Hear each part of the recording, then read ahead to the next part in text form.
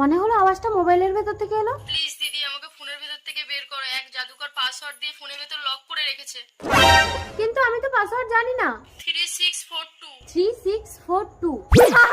এ কি তুমি রাক্ষসী? এইবার তোকে এই মোবাইলের মধ্যে বন্দি করে তোর রূপ নিয়ে তোর স্বামীর সাথে সঙ্গম করে 108টা রাক্ষসের জন্ম দেবো। না, আমাকে বন্দি করো না।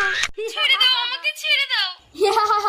এইবার আমি তোর রূপ নিয়েছি, মানুষের বংশ ধ্বংস হবে, সারা পৃথিবী রাক্ষসের রাজ্য হবে। কাব্য কাব্য ওই তো তোর স্বামী আসছে। কি ব্যাপার কাব্য, এখানে দাঁড়িয়ে আছো, বাড়ি যাবে না? আমি রাক্ষসের সঙ্গম গণ্ডিতে আটকে গেছি স্তবক। তুমি এখানে আমার সাথে সঙ্গম না করলে আমি মুক্তি পাবো না। এই ফাঁকা রাস্তায় সেটা কি করে সম্ভব কাব্য? তুমি গণ্ডির ভেতরে ঢুকে আমাকে স্পর্শ করলে কেউ আমাদের দেখতে পারবে না স্তবক। তাই কই দেখি। ও রাক্ষসী, ওকে স্পর্শ করো না স্তবক। मेरा नाम चादू, আমি দেখাই জাদু, রাক্ষসী মোবাইলে কাবু। প্লিজ আমাকে